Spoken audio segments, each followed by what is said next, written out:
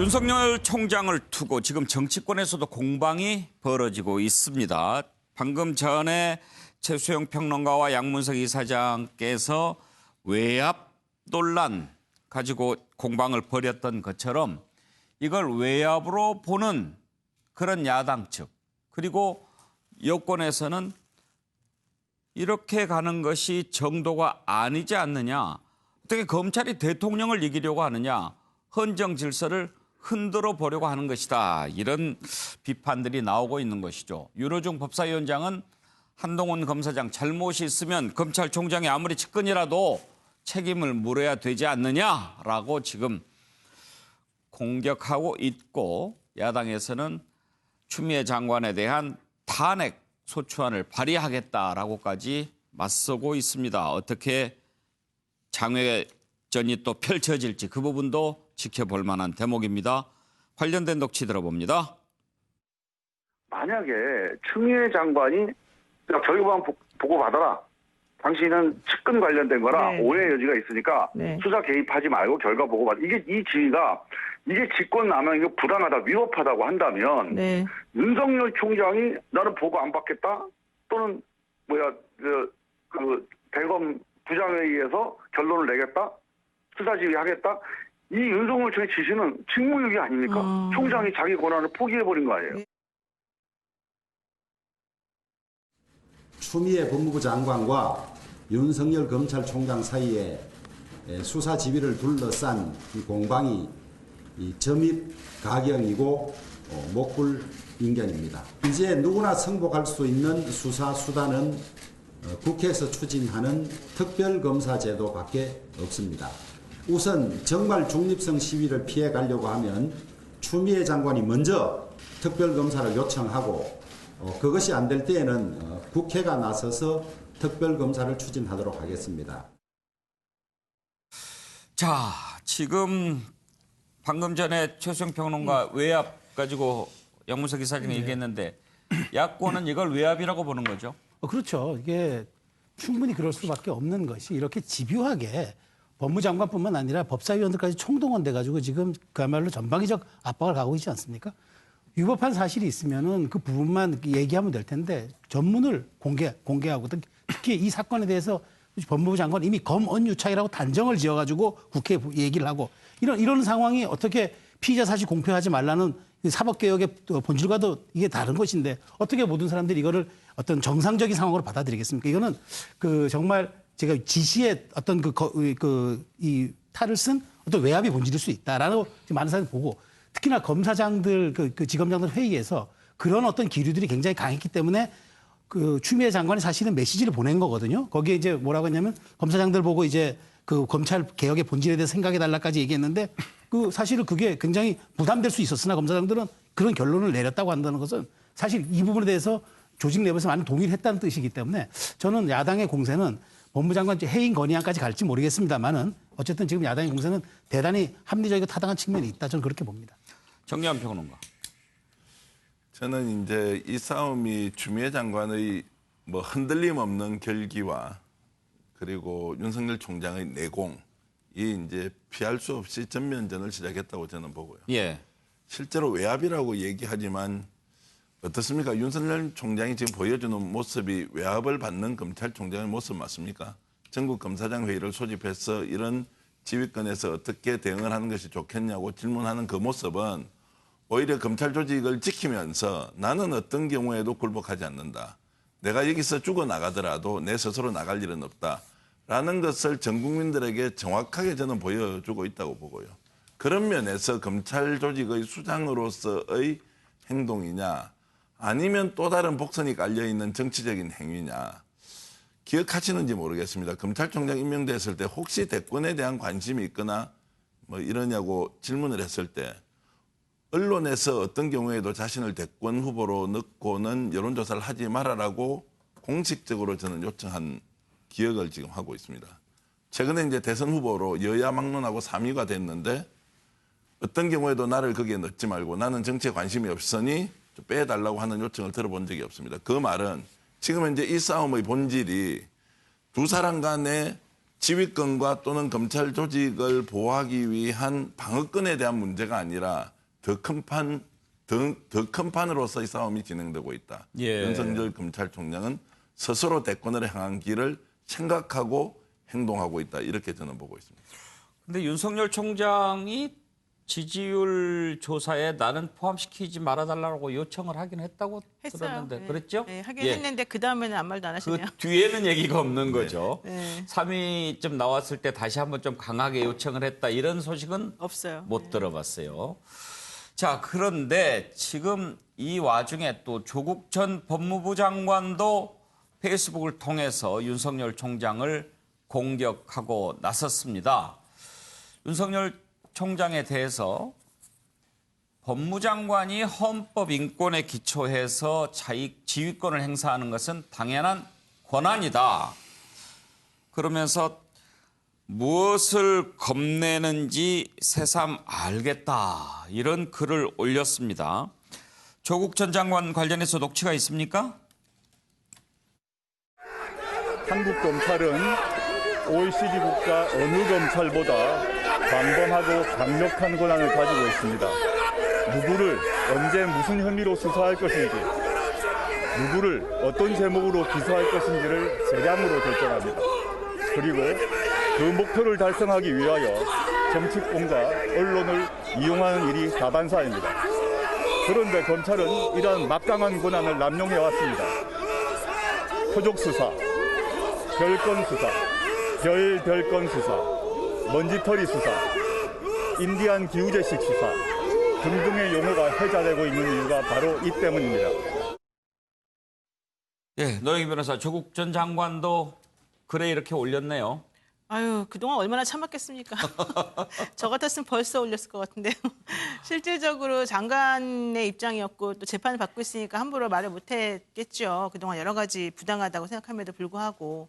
그런데 얼마 전에 박상기 전 법무부 장관이 이제 어떤 언론 매체하고 같이 예. 인터뷰하면서 조국 전 장관을 당시에 민정수석 당시에 낙마시켜야 된다라고 네. 1시간 넘게 또 얘기를 하더라라고 얘기했잖아요. 그 얘기가 나오는 순간부터 아마 저 식구들은 잠을 못 잤을 겁니다. 왜냐하면은 그때 당시에 박상기 전 장관이 한 말이 뭐였냐면 사모펀드 부부 일심동체 얘기를 하면서 사모펀드 같은 데다 어떻게 민정수석이 투자를 하느냐, 매우 사기꾼 집단 같다라는 식으로 이제 매우 화를 냈다는 거였잖아요. 그랬는데 결과론적으로 그날 압수수색한 것은 대학이었단 말이에요. 딸 입시 비리 관련돼서. 그러니까 현실적으로는 그런 것들 맞지 않는 것들을 보면서 이거는 무조건적으로 나를 잡으려고 했던 마음이 이렇게 드러났구나라고 하는 거를 조국 전 장관도 알게 됐을 테니까 아마도 매우 화가 나 있을 테고, 그러다 보니까는 사실은 장관 3명이 전부 다 지금 현재 윤석열 총장하고 좀 뭔가 나를 세우고 있는 그런 모습이 돼버렸습니다. 이게 우리나라 전체적으로 봤을 때 사실 좋은지 안 좋은지는 모르겠습니다만 물론 당연히 안 좋겠죠. 그럼에도 불구하고 저분도 사람인데 얼마나 화가 났을까 저는 그 생각이 듭니다. 최혁진 변호사.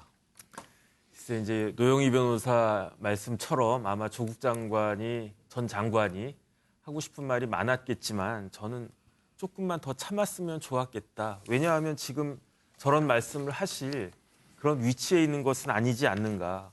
형사 절차 아직 안 끝났잖아요. 만약에 모든 게 다 무죄가 딱 나왔다. 그래가지고 내가 그동안에 정말로 억울했다.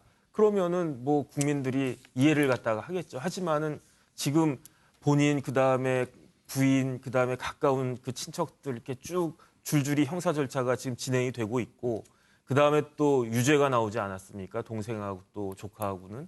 그런 상황에서 들으면 다 좋은 말씀이긴 한데 저 말씀을 하실 수 있는 그런 위치에는 있는 것인가 하는 생각을 하지 않을 수 없게 되고요.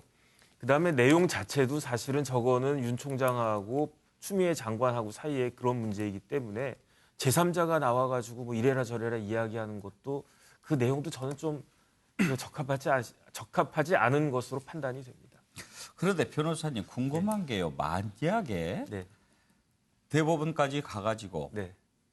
조국 전 장관에 대한 모든 혐의가 다 무죄로 밝혀졌다고 했을 경우에 네네. 만약입니다. 네네. 기소 주체가 어떤 책임을 집니까?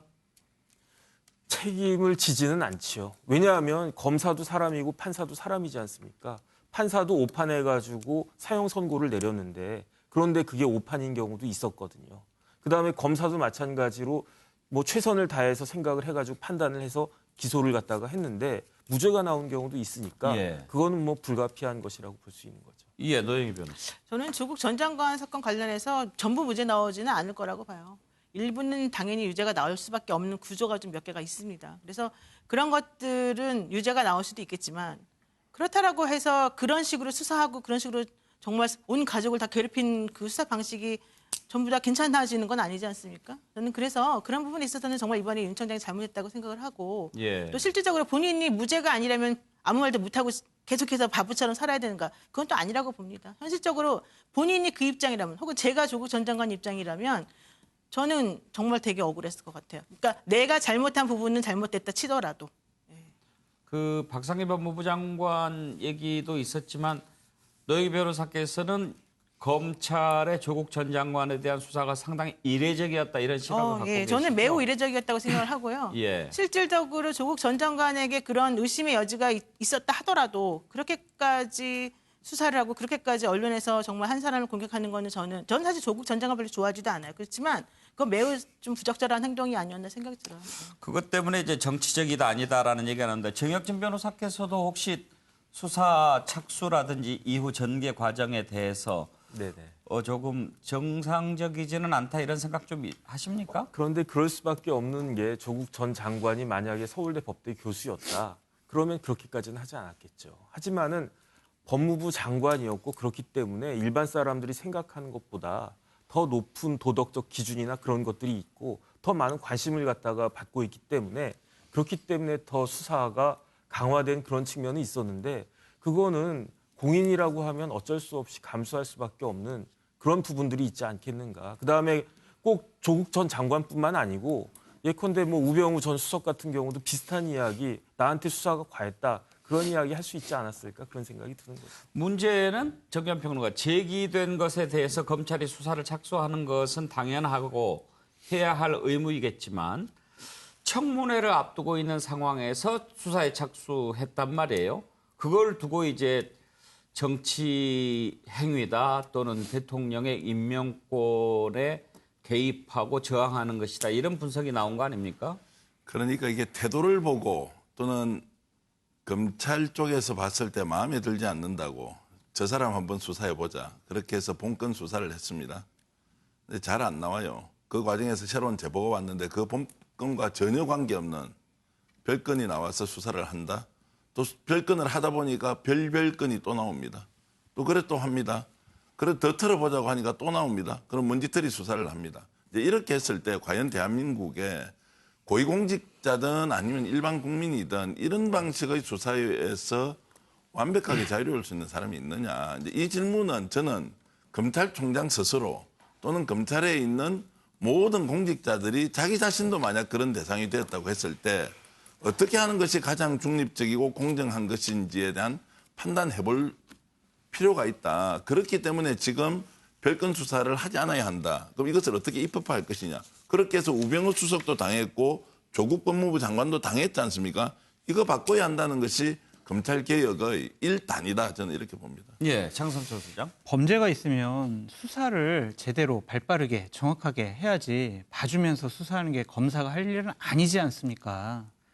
조국 전 장관에 대한 수사가 되게 이례적이라고 말씀하셨는데 어느 나라에 특히 우리나라에서 장관 후보자가 저렇게 많은 정말 죄송한 표현입니다만 파렴치한 혐의를 갖고 있는 장관 후보자가 있었습니까?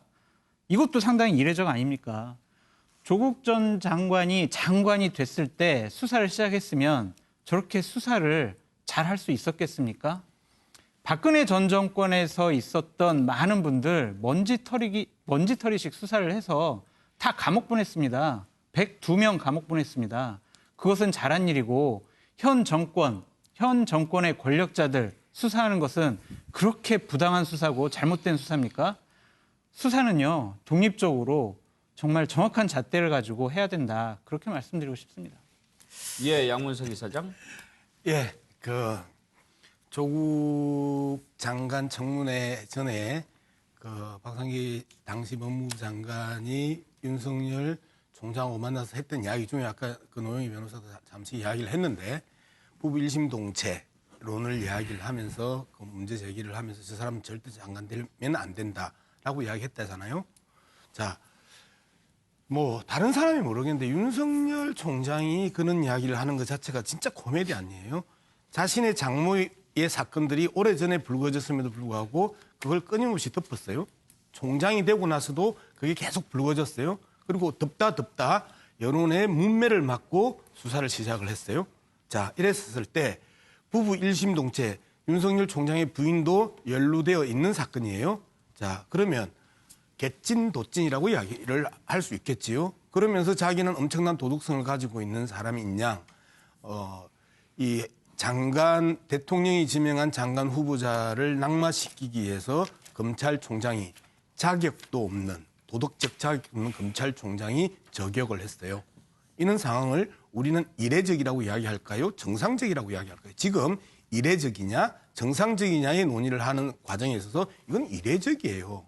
그리고 계속해서 지금 자막에 7년 전 항명이 아닌 의무라고 조국이 윤석열을 지지했는데 앞서 말씀드렸던 것처럼 그 7년 전에는 윤석열의 측근 비리 문제가 없었어요. 그리고 장모 부인과 관련된 사기 사건이 없었어요.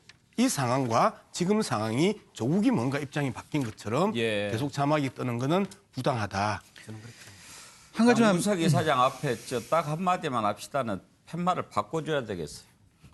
두 마디 길게 합시다. 합시다. 죄송합니다. 예, 넘어가려고 했는데 장성철 소장 짧게. 한 가지만 말씀드릴게요. 자격이 없는 검찰총장이라고 얘기를 하셨는데 장모 사건, 부인 사건이요. 작년 7월에 있었던 인사청문회 때 다 나왔던 사건이에요.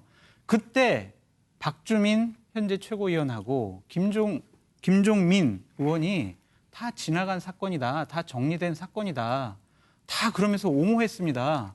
야당은 공격했어요. 문제 있다고. 똑같은 그 증언을 갖고 계속 공격을 했습니다. 그거를 옹호하고 저렇게 자격 없는 사람을 검찰총장으로 옹호하고 방어하고 임명한 것이 바로 민주당입니다. 그것을 지금 와서 잘못됐다고 하시면 어떡합니까? 잠깐만요. 말씀 좀 드려도 되겠습니까? 예, 말씀하십시오. 박주민, 김종민이 그렇게 이야기를 했으면 박주민, 김종민을 비판하면 돼요. 그죠? 그리고 그 두 사람을 비판하면 돼. 그런데 지금 상황에 있어서 도덕적 자격에 대한 부분에 대해서 이야기를 하는 거잖아요. 그러면 윤석열의 그 이중 플레이를 우리는 지적을 하는 거잖아요.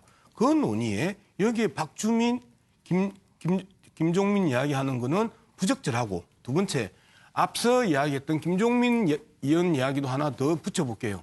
김종민 의원이 지금 윤석열 그 총장의 행태를 보고 대통령을 흔드는 헌정 질서를 흔드는 행태다. 오바예요.